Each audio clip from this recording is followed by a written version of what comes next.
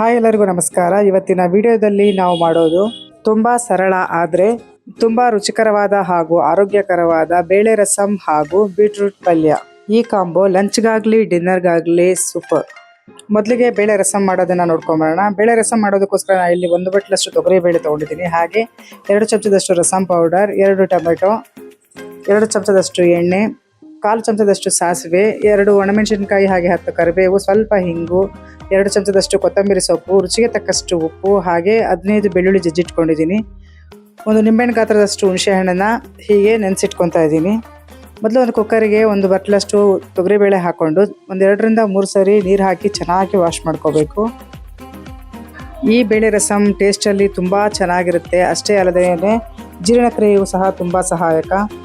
ಬಿಸಿ ಬಿಸಿ ಅನ್ನ ಜೊತೆಗೆ ಈ ಬೇಳೆ ರಸಂ ಇದ್ದರೆ ಬೇರೆ ಏನೂ ಬೇಡ, ಅಷ್ಟೊಂದು ರುಚಿಯಾಗಿರುತ್ತೆ. ನಾನು ಬೇಳೆ ಚೆನ್ನಾಗಿ ವಾಶ್ ಮಾಡ್ಕೊಂಡ್ಮೇಲೆ ಅದಕ್ಕೆ ಮುಳುಗಿಗಿಂತ ಸ್ವಲ್ಪ ನೀರು ಜಾಸ್ತಿನೇ ಹಾಕಿ 1/4 ಚಮಚದಷ್ಟು ಅರಿಶಿನ ಪುಡಿ, ಹಾಗೆ 1 ಚಮಚದಷ್ಟು ಎಣ್ಣೆ ಹಾಕಿ ಕುಕ್ಕರ್ ಲಿಡ್ ಕ್ಲೋಸ್ ಮಾಡಿ ಒಂದು 3 ರಿಂದ 4 ವಿಷಲ್ ಹೊಡಿಸ್ಕೊತಾ ಇದ್ದೀನಿ. ನೋಡಿ, ಇದು ಸಂಪೂರ್ಣವಾಗಿ ತಣ್ಣಗಾಗಿದೆ. ಈಗ ಕುಕ್ಕರ್ ಲಿಡ್ ಓಪನ್ ಮಾಡ್ತಾ ಇದ್ದೀನಿ.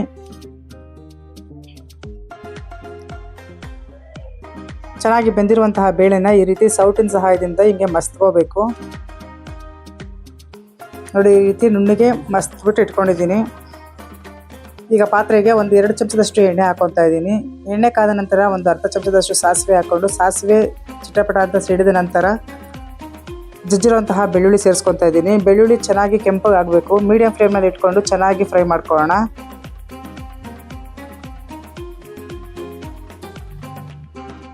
ನೋಡಿ, ಈ ರೀತಿ ಕೆಂಪಗಾದ್ಮೇಲೆ 1-2 ಒಣಮೆಣಸಿನಕಾಯಿ, ಹಾಗೆ 10 ಕರಿಬೇವಿನ ಎಲೆಗಳನ್ನು ಸೇರಿಸ್ಕೊತಾ ಇದ್ದೀನಿ.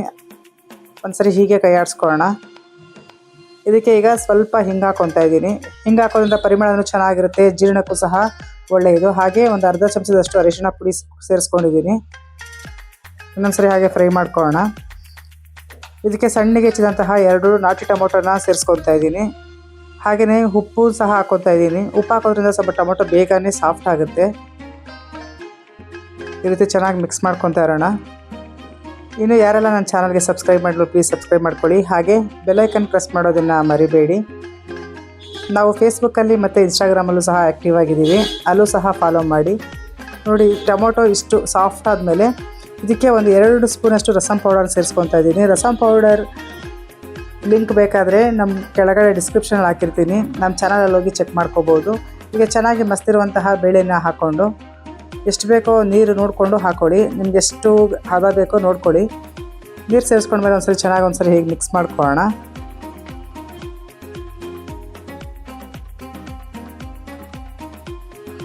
ಇದಕ್ಕೆ ಇವಾಗ ನೆನೆಸಿ ಕಿವುಚಿದಂತಹ ಹುಣಸೆಹಣ್ಣನ್ನು ಸೇರಿಸ್ಕೊತಾ ಇದ್ದೀನಿ. ಸಿಪ್ಪೆನ ತೆಗೆದು ಬರೀ ರಸಂ ಮಾತ್ರ ಸೇರಿಸ್ಕೊತಾ ಇದ್ದೀನಿ. ಇನ್ನೊಂದ್ಸರಿ ಹಾಗೆ ಮಿಕ್ಸ್ ಮಾಡ್ಕೊಳ್ಳೋಣ. ಈ ಚಳಿ ಮತ್ತು ಮಳೆಗಾಲಕ್ಕೆ ಆವಾಗವಾಗ ಈ ರೀತಿ ರಸಂ ಮಾಡ್ಕೊಂಡು ತಿನ್ನೋದ್ರಿಂದ ಆರೋಗ್ಯಕ್ಕೂ ಸಹ ತುಂಬ ಒಳ್ಳೆಯದು. ಸಾಮಾನ್ಯವಾಗಿ ಕಾಡುವಂತಹ ನೆಗಡಿ ಕೆಮ್ಮಿನಿಂದ ಸಹ ದೂರ ಇರಬಹುದು. ರಸಮನ್ನು ಜಾಸ್ತಿ ಕುದಿಸ್ಬಾರ್ದು, ಕಹಿ ಬಂದ್ಬಿಡುತ್ತೆ. ನೋಡಿ, ಇದು ಒಂಥರ 1 ರಿಂದ 2 ಕುದ್ರೆ ಸಾಕಾಗುತ್ತೆ. ಈಗ ಸ್ಟವ್ ಆಫ್ ಮಾಡ್ಕೊತಾ ಇದ್ದೀನಿ. ಸ್ಟವ್ ಆಫ್ ಮಾಡಿಕೊಂಡು 2 ಚಮಚದಷ್ಟು ಕೊತ್ತಂಬರಿ ಸೊಪ್ಪು ಎತ್ತಿಟ್ಕೊಂಡಿದ್ನಲ್ಲ ಅದನ್ನು ಹಾಕ್ಕೊಂಡು ಒಂದ್ಸರಿ ಈ ರೀತಿ ಮಿಕ್ಸ್ ಮಾಡಿಕೊಂಡ್ರೆ ಬೇಳೆ ರಸಂ ಸವಿಯಲು ಸಿದ್ಧ. ನೋಡಿದ್ರಲ್ಲ, ಮಾಡೋದಕ್ಕೂ ತುಂಬಾ ಸುಲಭ, ಹಾಗೆ ಆರೋಗ್ಯಕ್ಕೂ ಸಹ ತುಂಬ ಒಳ್ಳೆಯದು. ರಸಂ ರೆಸಿಪಿ ಇಷ್ಟ ಆಗಿದ್ದರೆ ಲೈಕ್ ಮಾಡಿ, ಶೇರ್ ಮಾಡಿ, ಹಾಗೆ ಸಬ್ಸ್ಕ್ರೈಬ್ ಮಾಡೋದನ್ನು ಮರಿಬೇಡಿ. ಬೇಳೆ ರಸಂಗೆ ಸೂಪರ್ ಕಾಂಬೋ ಆಗಿರುವಂತಹ ಬೀಟ್ರೂಟ್ ಪಲ್ಯ ಮಾಡೋದು ಹೇಗೆ ಅಂತ ಹೇಳಿ ನೋಡ್ಕೊಬರೋಣ.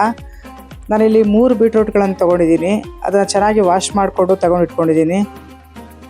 ಮೇಲ್ಗಡೆ ಸಿಪ್ಪೆ ಎಲ್ಲ ಈ ರೀತಿ ನೀಟಾಗಿ ಸೆರೆದು ತೆಗಿಬೇಕು.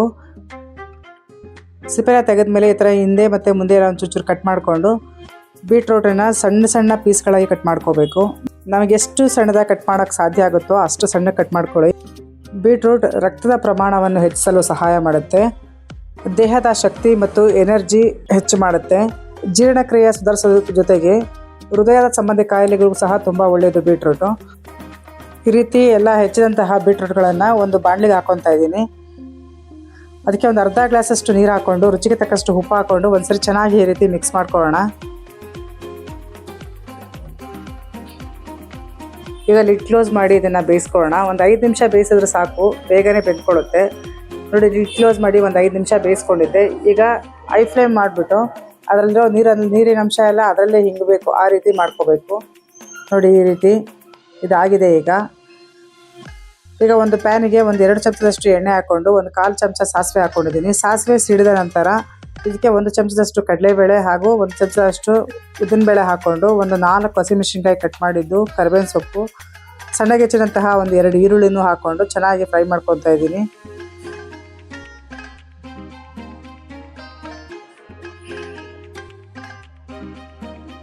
ನೋಡಿ ಇದಾಗಿದೆ. ಇಷ್ಟಾದರೆ ಸಾಕು. ಈಗ ಬೇಯಿಸಿಟ್ಟಿರುವಂತಹ ಬೀಟ್ರೂಟನ್ನು ಸೇರಿಸ್ಕೊತಾ ಇದ್ದೀನಿ. ಹಾಗೆ ಮಿಕ್ಸಿ ಜಾರಿಗೆ ಒಂದು ಅರ್ಧ ಬಟ್ಲಷ್ಟು ತೆಂಗಿನಕಾಯಿನ ಹಾಕಿ ಪುಡಿ ಮಾಡ್ಕೊಂಡಿದ್ದೆ, ಅದನ್ನು ಸಹ ಸೇರಿಸ್ಕೊಂಡು ಚೆನ್ನಾಗಿ ಒಂದ್ಸರಿ ಈಗ ಮಿಕ್ಸ್ ಮಾಡ್ಕೊಳ್ಳೋಣ.